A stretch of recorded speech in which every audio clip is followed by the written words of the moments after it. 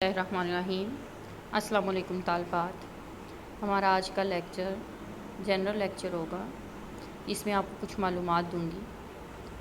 یہ لیکچر موسم کے احوال کے متعلق ہے کہ عربی زبان میں مختلف موسموں کو کیا کہا جاتا ہے۔ سب سے پہلے ویدر، موسم، اس کو ہم کہتے ہیں طقس، آب و ہوا، موسم۔ وجوائها نیچرل ڈیزاسٹرز، جوائع نیچرل ڈیزاسٹرز یعنی وہ چیزیں، قدرتی آفات، ہم ان کو جوائع کہیں گے۔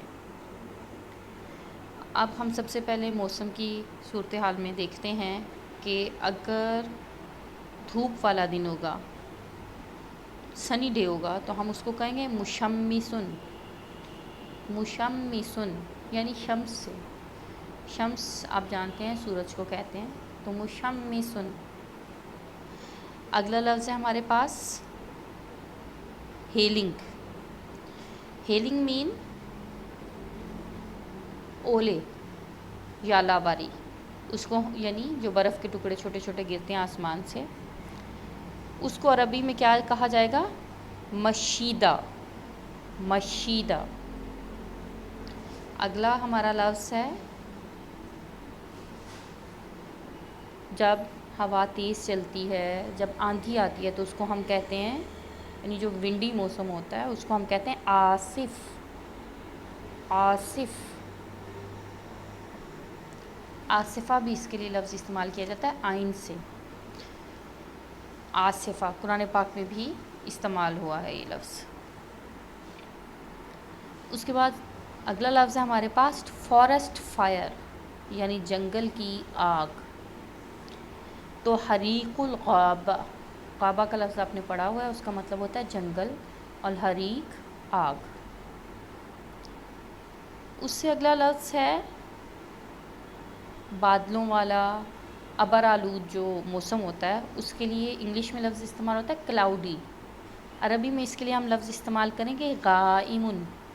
آپ کو یاد ہوگا کہ آپ نے نظم پڑھی تھی جس میں گھٹا کے لیے اور بادل کے لیے ایک لفظ آیا تھا غیم، یہ اسی سے بنا ہوا ہے، یعنی گھٹا والا، بادل والا۔ وہ ایک جملہ بھی تھا آپ کا غیم رحمتہ یصوب، کہ اس کی رحمت کا بادل موسلا دھار برستا ہے۔ اس سے اگلا لفظ ہے ہمارا الرعد۔ رعد کہتے ہیں بجلی کو، تھنڈر، الرعد یعنی جو طوفان آتا ہے اس کے ساتھ جو بجلی کی چمک اور دم ہوتی ہے اس کو۔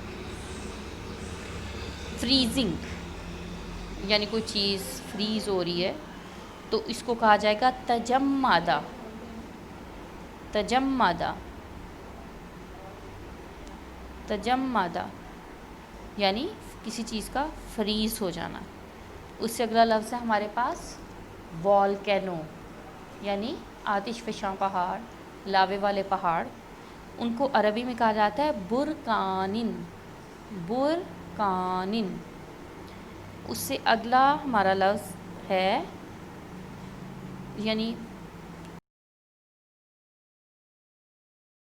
نہ ہو، تھوڑا ابرآلود اور تھوڑی تھوڑی دھوپ اور تھوڑی تھوڑی بارش ہو، گھٹاؤ، تو غائم جزئیاً،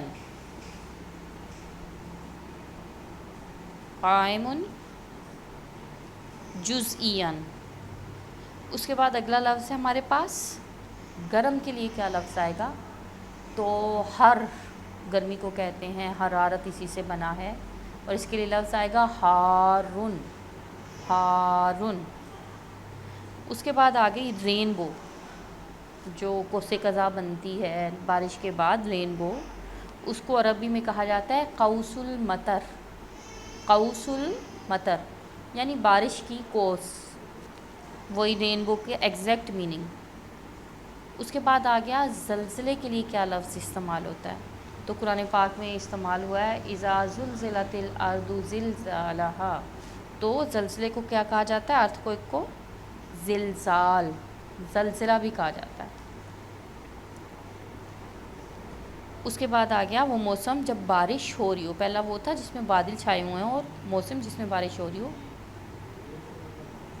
تو وہ کہلائے گا رینی یا ممطر۔ ممطر، مطر چونکہ بارش کو کہا جاتا ہے تو ممطر جس میں بارش ہو رہی ہو۔ اس کے بعد اگلا لفظ ہے فلڈ، سیلاب۔ اس کو ہم عربی میں کیا کہتے ہیں؟ طوفان۔ طوفان جو ہم اردو میں استعمال کرتے ہیں وہی عربی سے آیا ہوا ہے۔ اس کے بعد آ گیا بگولا، جس کو ہم اردو میں بولتے ہیں ٹورنیڈو، بگولا۔ اس کو عربی میں کہا جاتا ہے ہَوَّجَاء، ہَوَّجَاء، ہَوَّجَاء۔ اس کے بعد آ گیا ڈراؤٹ۔ ڈراؤٹ کہتے ہیں قحط کو، قحط سالی کو، اور عربی میں اس کے لیے کیا لفظ آتا ہے؟ جفافن۔ جفافن، جافن کا مطلب ہوتا ہے خشک ہونا، خشک چیز۔ جفا یا جفو، کسی چیز کا خشک ہو جانا۔ جافن، جفافن، قحط سالی۔ اس کے بعد آ گیا وہ جب کہ برف باری، ثلج، سنوئی جو ہوتا ہے، سنو، جب سنو فال ہوتا ہے تو اس کو کہتے ہیں ثلج، ثلج۔ اگلا لفظ ہے ہمارا جب موسم پر دھند چھائی ہوتی ہے، فوگی ہوتا ہے، تو اس کو کیا کہتے ہیں؟ اس کو کہتے ہیں ضبابی، ضبابی۔ اس کے بعد اگلا لفظ ہے ہمارا جب ٹھنڈ کافی زیادہ ہوتی ہے، کولڈ کو ہم عربی میں کہتے ہیں بارد، بارد، بارد۔